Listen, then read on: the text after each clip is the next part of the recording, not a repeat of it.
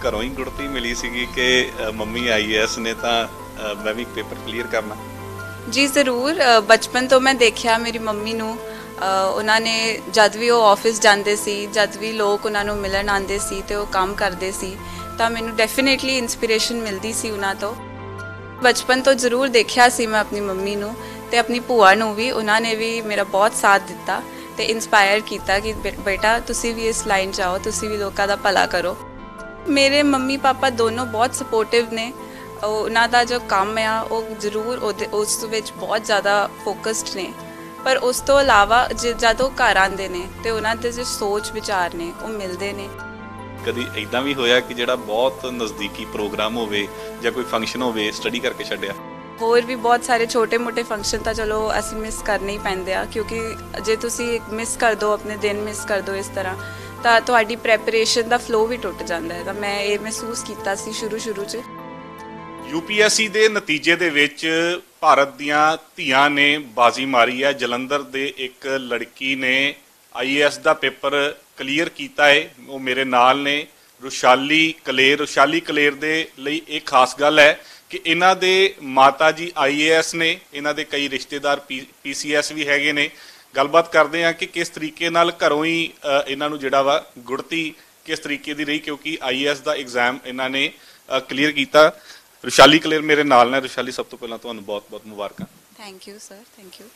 ਇਹ ਘਰੋਂ ਹੀ ਗੁੜਤੀ ਮਿਲੀ ਸੀਗੀ ਕਿ ਮੰਮੀ IAS ਨੇ ਤਾਂ ਮੈਂ ਵੀ ਪੇਪਰ ਕਲੀਅਰ ਕਰਨਾ? ਜੀ ਜ਼ਰੂਰ। ਬਚਪਨ ਤੋਂ ਮੈਂ ਦੇਖਿਆ ਮੇਰੀ ਮੰਮੀ ਨੂੰ, ਉਹਨਾਂ ਨੇ ਜਦ ਵੀ ਉਹ ਆਫਿਸ ਜਾਂਦੇ ਸੀ, ਜਦ ਵੀ ਲੋਕ ਉਹਨਾਂ ਨੂੰ ਮਿਲਣ ਆਉਂਦੇ ਸੀ ਤੇ ਉਹ ਕੰਮ ਕਰਦੇ ਸੀ ਤਾਂ ਮੈਨੂੰ ਡੈਫੀਨੇਟਲੀ ਇਨਸਪੀਰੇਸ਼ਨ ਮਿਲਦੀ ਸੀ ਉਹਨਾਂ ਤੋਂ। ਤਾਂ ਜੀ ਬਚਪਨ ਤੋਂ ਜ਼ਰੂਰ ਦੇਖਿਆ ਸੀ ਮੈਂ ਆਪਣੀ ਮੰਮੀ ਨੂੰ ਤੇ ਆਪਣੀ ਭੂਆ ਨੂੰ ਵੀ, ਉਹਨਾਂ ਨੇ ਵੀ ਮੇਰਾ ਬਹੁਤ ਸਾਥ ਦਿੱਤਾ ਤੇ ਇਨਸਪਾਇਰ ਕੀਤਾ ਕਿ ਬੇਟਾ ਤੁਸੀਂ ਵੀ ਇਸ ਲਾਈਨ 'ਚ ਆਓ, ਤੁਸੀਂ ਵੀ ਲੋਕਾਂ ਦਾ ਭਲਾ ਕਰੋ ਤੇ ਆਪਣੇ ਸਮਾਜ ਲਈ ਕੁਝ ਚੰਗਾ ਕਰੋ। ਮੈਨੂੰ ਲੱਗਦਾ ਕਿ ਤੁਹਾਡੇ ਲਈ ਸਗੋਂ ਜ਼ਿਆਦਾ ਬੈਨੀਫਿਟ ਹੋਊਗਾ ਕਿ ਘਰੋਂ ਹੀ ਜਿਹੜੀਆਂ ਚੀਜ਼ਾਂ ਟੈਕਨੀਕਲ ਤੌਰ ਦੇ ਉੱਪਰ ਸਿੱਖਣ ਨੂੰ ਮਿਲਦੀਆਂ ਜਾਂ ਪ੍ਰੈਕਟੀਕਲ ਤੁਸੀਂ ਦੇਖਿਆ, ਤੁਹਾਨੂੰ ਜ਼ਿਆਦਾ ਫਾਇਦਾ ਹੋਇਆ ਹੋਊਗਾ ਉਸ ਚੀਜ਼ ਦਾ। ਜ਼ਰੂਰ ਮੈਨੂੰ ਫਾਇਦਾ ਹੋਇਆ ਤੇ ਮੇਰੀ ਮੰਮੀ ਨੇ ਮੈਨੂੰ ਇੰਟਰਵਿਊ ਤੋਂ ਪਹਿਲਾਂ ਵੀ ਸਿਖਾਇਆ ਕਿ ਕਿੱਦਾਂ ਉਹ ਇੰਟਰਵਿਊ ਵਾਲੇ ਵੀ ਚਾਹੁੰਦੇ ਨੇ ਕਿ ਜਿੱਦਾਂ ਦਾ ਉਹਨਾਂ ਨੂੰ ਬੰਦਾ ਚਾਹੀਦਾ ਆ ਉਸ ਤਰ੍ਹਾਂ ਦੀ ਟ੍ਰੇਨਿੰਗ ਦਿੱਤੀ ਮੈਨੂੰ, ਪਰਸਨੈਲਿਟੀ ਮੇਰੀ ਗਰੂਮ ਕੀਤੀ। ਤੇ ਉੱਦਾਂ ਪੜ੍ਹਾਈ ਤਾਂ ਚਲੋ ਆਪ ਹੀ ਕਰਨੀ ਪੈਂਦੀ ਆ, ਉਹ ਡਿਸਿਪਲਿਨ ਤਾਂ ਸਾਰਿਆਂ ਨੂੰ ਰੱਖਣਾ ਪੈਂਦਾ ਆ, ਪਰ ਜ਼ਰੂਰ ਮੈਂ ਆਪਣੀ ਮੰਮੀ ਨੂੰ ਤੇ ਪਾਪਾ ਨੂੰ ਵੀ ਧੰਨਵਾਦ ਦੇਵਾਂਗੀ। ਉਹਨਾਂ ਨੇ ਵੀ ਮੇਰੀ ਬਹੁਤ ਮਦਦ ਕੀਤੀ ਇਸ ਕੰਮ 'ਚ। ਤੁਹਾਡੀ ਫੈਮਿਲੀ ਬੈਕਗਰਾਊਂਡ ਵੀ ਪੋਲੀਟੀਸ਼ੀਅਨ ਵੀ ਹੈ ਇਹਦੇ ਵਿੱਚ ਪ੍ਰਸ਼ਾਸਨਿਕ ਅਧਿਕਾਰੀ ਵੀ ਹੈਗੇ ਆ। ਇਹ ਕੰਬੀਨੇਸ਼ਨ ਘਰੇ ਫਿੱਟ ਬੈਠ ਜਾਂਦਾ ਫਿਰ, ਕਿਉਂਕਿ ਇਹ ਤਾਂ ਬਿਲਕੁਲ ਉਲਟ ਚੱਲਦੇ ਹੁੰਦੇ ਇੱਕ ਦੂਜੇ ਦੇ, ਪਰ ਤੁਹਾਡੇ ਲਈ ਠੀਕ ਰਿਹਾ ਇਹ? ਬਿਲਕੁਲ। ਮੇਰੇ ਮੰਮੀ ਪਾਪਾ ਦੋਨੋਂ ਬਹੁਤ ਸਪੋਰਟਿਵ ਨੇ। ਉਹਨਾਂ ਦਾ ਜੋ ਕੰਮ ਆ ਉਹ ਜ਼ਰੂਰ ਉਸ ਵਿੱਚ ਬਹੁਤ ਜ਼ਿਆਦਾ ਫੋਕਸਡ ਨੇ, ਪਰ ਉਸ ਤੋਂ ਇਲਾਵਾ ਜਦੋਂ ਘਰ ਆਉਂਦੇ ਨੇ ਤੇ ਉਹਨਾਂ ਦੇ ਜੋ ਸੋਚ ਵਿਚਾਰ ਨੇ ਉਹ ਮਿਲਦੇ ਨੇ। ਤੇ ਉਹਨਾਂ ਨੇ ਆਪਣੇ ਬੱਚਿਆਂ ਨੂੰ ਵੀ ਇਹੀ ਸਿਖਾਇਆ ਆ ਕਿ ਆਪਣੀ ਸੋਚ ਰੱਖੋ ਤੇ ਡਰਨ ਦੀ ਲੋੜ ਨਹੀਂ, ਤੇ ਇਦਾਂ ਦੇ ਕਲੈਸ਼ਸ ਸਾਡੇ ਘਰ ਨਹੀਂ ਹੁੰਦੇ। ਇਹਦੇ ਵਿੱਚ ਜਿਸ ਤਰੀਕੇ ਨਾਲ ਇਕੱਲੀ ਇਸ ਐਗਜ਼ਾਮ ਦੇ ਲਈ ਤਿਆਰੀ ਤੁਸੀਂ ਸ਼ੁਰੂ ਤੋਂ ਕਰ ਰਹੇ ਸੀ ਸਕੂਲਿੰਗ ਟਾਈਮ ਤੋਂ, ਕਿ ਜਾਂ ਫਿਰ ਆਪਣੀ ਗ੍ਰੈਜੂਏਸ਼ਨ ਜਾਂ ਉਸ ਤੋਂ ਬਾਅਦ ਸਟੱਡੀ ਹਾਇਰ ਐਜੂਕੇਸ਼ਨ ਤੋਂ ਬਾਅਦ ਕੀਤਾ? ਨਹੀਂ, ਮੈਂ ਗ੍ਰੈਜੂਏਸ਼ਨ ਤੋਂ ਬਾਅਦ ਹੀ, ਕਿਉਂਕਿ ਮੈਂ ਗ੍ਰੈਜੂਏਸ਼ਨ ਵੀ ਇੰਜੀਨੀਅਰਿੰਗ 'ਚ ਕੀਤੀ ਆ ਤੇ ਉਹਦੇ ਲਈ ਵੀ ਪੜ੍ਹਾਈ ਕਰਨਾ ਜ਼ਰੂਰੀ ਹੈ।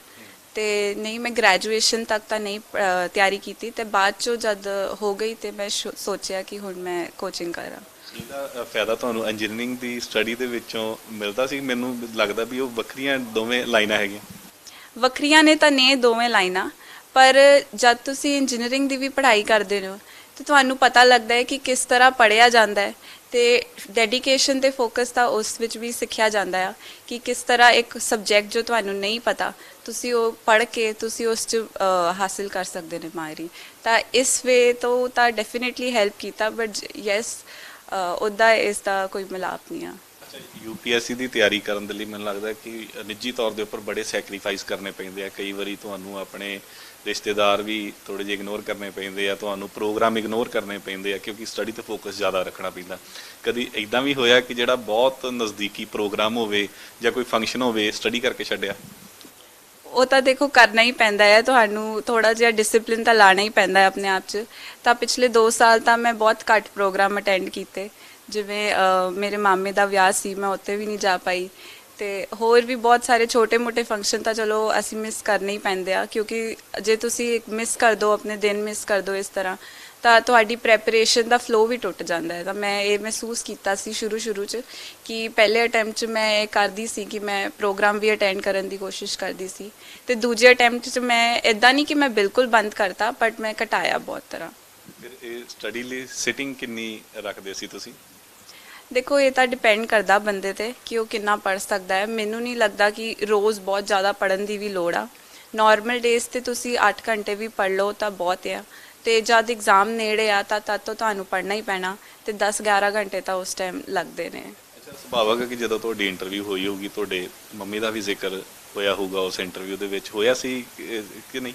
ਨਹੀਂ, ਇਸ ਤਰ੍ਹਾਂ ਦਾ ਕੋਈ ਜ਼ਿਕਰ ਨਹੀਂ ਹੋਇਆ ਸੀ। ਅੱਛਾ, ਮੈਨੂੰ ਲੱਗਿਆ ਵੀ ਸ਼ਾਇਦ ਉਦੋਂ ਇੰਟਰਵਿਊ ਦੇ ਵਿੱਚ ਹੋਈ ਹੋਵੇ ਗੱਲ ਵੀ ਆਈ ਹੈ, ਸਾਡੇ ਘਰ ਵੀ ਹੈਗਾ, ਤੇ ਮੈਂ ਜ਼ਿਆਦਾ ਉਹ ਇਦਾਂ ਦੇ ਸਵਾਲ ਨਹੀਂ, ਉਹ ਬਹੁਤ ਪ੍ਰੋਫੈਸ਼ਨਲ ਹੁੰਦਾ ਆ, ਤੇ ਉਹ ਮੋਸਟਲੀ ਜਿਹੜੇ ਆ ਸਾਡੇ ਅਕੈਡਮਿਕਸ ਤੇ ਸਾਡੇ ਜਿਹੜੀ ਇੰਟਰਸਟ ਨੇ, ਜਿਵੇਂ ਪੰਜਾਬ ਦੇ ਬਾਰੇ ਮੈਨੂੰ ਕੁਐਸਚਨਸ ਹੋਏ ਸੀ, ਤੇ ਉੱਦਾਂ ਜਿੱਦਾਂ ਪੰਜਾਬ ਦੀ ਪ੍ਰੋਬਲਮਸ ਦੇ ਬਾਰੇ ਬਹੁਤ ਕੁਐਸਚਨ ਆਏ ਸੀ, ਤਾਂ ਮੰਮੀ ਦੇ ਬਾਰੇ ਤਾਂ ਚਲੋ ਨਹੀਂ ਆਏ। ਮਤਲਬ ਫਿਰ ਮੈਨੂੰ ਲੱਗਦਾ ਕਿ ਤੁਹਾਡੇ ਪਾਪਾ ਵਾਲੇ ਮੁੱਦਿਆਂ ਤੇ ਇਹ ਕੁਐਸਚਨ ਆ ਗਏ ਵੀ ਪੰਜਾਬ ਦੀ ਪ੍ਰੋਬਲਮਸ ਦੇ ਉੱਪਰ, ਕਿਉਂਕਿ ਉਹ ਵੀ ਪੋਲੀਟੀਸ਼ੀਅਨ ਨੇ ਤੇ ਇਹਨਾਂ ਚੀਜ਼ਾਂ ਦੇ ਉੱਪਰ ਜ਼ਿਕਰ ਹੁੰਦਾ ਰਹਿੰਦਾ ਹੋਣਾ। ਜੀ, ਇੱਦਾਂ ਤਾਂ ਮਤਲਬ ਪਾਪਾ ਦੇ ਕਰਕੇ ਤਾਂ ਨਹੀਂ, ਬਟ ਮੈਂ ਵੀ ਪੰਜਾਬ ਤੋਂ ਆ, ਮੇਰੀ ਹੋਮ ਸਟੇਟ ਆ ਪੰਜਾਬ, ਤਾਂ ਇਸ ਕਰਕੇ ਵੀ ਮੈਨੂੰ ਪੰਜਾਬ ਤੇ ਬਹੁਤ ਕੁਐਸਚਨ ਆਏ ਸੀ। ਹੁਣ ਫਿਰ ਕਿਹੜਾ ਸੈਕਸ਼ਨ, ਕੋਈ ਜਿਵੇਂ ਹੁੰਦਾ ਵੀ ਕਿਹੜੀ ਫੀਲਡ ਚੂਜ਼ ਕਰਨੀ, IPS, ਜਾਂ ਇਹ ਹਜੇ ਤੱਕ ਹੋਇਆ ਕਨਫਰਮ ਕਿ ਜਾਂ ਅਜੇ ਆਉਣ ਵਾਲੇ ਦਿਨਾਂ 'ਚ ਹੋ ਜਾਏਗਾ, ਜਾਂ ਟ੍ਰੇਨਿੰਗ ਵਗੈਰਾ ਕਦੋਂ ਜਾ ਰਹੇ ਹੋ ਤੁਸੀਂ? ਜਿਹੜਾ ਸਰਵਿਸ ਅਲੋਟਮੈਂਟ ਹੁੰਦੀ ਨੇ ਉਹ ਤਾਂ ਹਾਲੇ 4-5 ਦਿਨਾਂ ਬਾਅਦ ਪਤਾ ਲੱਗੂਗੀ। ਉਹ ਤਾਂ ਗਵਰਨਮੈਂਟ ਜਿਹੜੀ ਆ ਉਹ ਨਿਕਾਲੂਗੀ ਸਰਕੂਲਰ, ਤਾਂ ਹੀ ਪਤਾ ਲੱਗੂਗਾ। ਤੇ ਮੈਂ ਤਾਂ ਚਾਹਾਂਗੀ ਕਿ IAS IPS 'ਚ ਆ ਜਾਵੇ, ਤੇ ਨਹੀਂ ਵੀ ਆਇਆ ਤਾਂ ਜਿਸ ਵੀ ਡਿਪਾਰਟਮੈਂਟ 'ਚ ਆਵੇਗਾ ਮੈਂ ਬਹੁਤ ਖੁਸ਼ੀ ਨਾਲ ਉੱਥੇ ਵੀ ਸਰਵ ਕਰਾਂਗੀ। ਤੇ ਦੂਜਾ ਟ੍ਰੇਨਿੰਗ ਵੀ ਹਾਲੇ ਉਸ ਤੋਂ ਬਾਅਦ ਹੀ ਪਤਾ ਲੱਗੇਗੀ, ਜਦ ਸਰਵਿਸ ਅਲੋਟ ਹੋਏਗੀ ਤਾਂ ਉਸ ਹਿਸਾਬ ਤੋਂ ਉਹਨਾਂ ਦਾ ਬੰਦਾ ਆ ਪੂਰਾ। ਕੱਲ੍ਹ ਜਦੋਂ ਰਿਜ਼ਲਟ ਆਇਆ ਤਾਂ ਉਦੋਂ ਕਿਸ ਤਰੀਕੇ ਦਾ ਮਾਹੌਲ ਸੀ? ਤੁਸੀਂ ਕਿਹੜੀ ਸਿਚੁਏਸ਼ਨ ਸੀਗੇ, ਘਰ ਦੀ ਕਿਹੜੀ ਸਿਚੁਏਸ਼ਨ ਸੀਗੇ? ਦੇਖੋ, ਸਾਨੂੰ ਪਤਾ ਤਾਂ ਸੀ, ਆਈਡੀਆ ਤਾਂ ਸੀ ਕਿ ਰਿਜ਼ਲਟ ਆਉਣ ਵਾਲਾ ਆ 2-4 ਦਿਨਾਂ 'ਚ, ਤੇ ਓਬਵੀਅਸਲੀ ਬੰਦਾ ਟੈਂਸ ਤਾਂ ਹੁੰਦਾ ਹੀ ਆ, ਪਰ ਉਸ ਤੋਂ ਇਲਾਵਾ ਮੈਂ ਕੌਨਫੀਡੈਂਟ ਵੀ ਸੀ ਕਿ ਮੈਂ ਪੇਪਰ ਦੀ ਤਿਆਰੀ ਕੀਤੀ ਸੀ, ਮੇਰੀ ਇੰਟਰਵਿਊ ਵੀ ਵਧੀਆ ਹੋਈ ਸੀ, ਤੇ ਹੋ ਜਾਣਾ ਚਾਹੀਦਾ ਆ। ਤੇ ਜਦ ਹੋ ਗਿਆ ਤਾਂ ਡੈਫੀਨੇਟਲੀ ਮੇਰੇ ਮੰਮੀ ਪਾਪਾ ਮੇਰੇ ਨਾਲ ਸੀ, ਤੇ ਉਹ ਬਹੁਤ ਖੁਸ਼ ਹੋਏ, ਤੇ ਉਹ ਕਹਿੰਦੇ ਕਿ ਹੁਣ ਤੂੰ ਕੁਝ ਕਰ ਲਿਆ ਜ਼ਿੰਦਗੀ 'ਚ। ਉਹਨਾਂ ਨੂੰ ਲੱਗਿਆ ਵੀ ਕੁੜੀ ਸਾਡੀ ਨੇ ਕਰ ਲਿਆ ਕੁਝ। ਜੀ, ਉਹ ਬਹੁਤ ਖੁਸ਼ ਹੋਏ ਸੀ, ਤੇ ਮੈਂ ਉਹਨਾਂ ਨੂੰ ਦੇਖ ਕੇ ਜ਼ਿਆਦਾ ਖੁਸ਼ ਹੋ ਗਈ। ਚਲੋ, ਸਾਡੇ ਵੱਲੋਂ ਫਿਰ ਤੁਹਾਨੂੰ ਇੱਕ ਵਾਰ ਫਿਰ ਤੋਂ ਮੁਬਾਰਕਾਂ ਬਹੁਤ-ਬਹੁਤ। ਤਾਂ ਰੁਸ਼ਾਲੀ ਕਲੇਰ, ਹਾਲਾਂਕਿ ਇਹਨਾਂ ਦੀ ਫੈਮਿਲੀ ਦੇ ਵਿੱਚ ਵੀ ਇੱਕ, ਜਿਵੇਂ ਇਹਨਾਂ ਦੇ ਮਦਰ IAS ਨੇ, ਇਹਨਾਂ ਦੇ ਫਾਦਰ ਜਿਹੜੇ ਨੇ ਉਹ ਪੋਲੀਟੀਸ਼ੀਅਨ ਨੇ, ਤਾਂ ਘਰ ਤੋਂ ਹੀ ਮੈਨੂੰ ਲੱਗਦਾ ਕਿ ਕਈ ਚੀਜ਼ਾਂ ਜਿਹੜੀਆਂ ਨੇ ਇਹਨਾਂ ਨੂੰ ਸਿੱਖਣ ਨੂੰ ਮਿਲੀਆਂ ਹੋਣਗੀਆਂ, ਤਾਂ ਇਹਨਾਂ ਦਾ ਨਤੀਜਾ ਆਇਆ ਹੈ।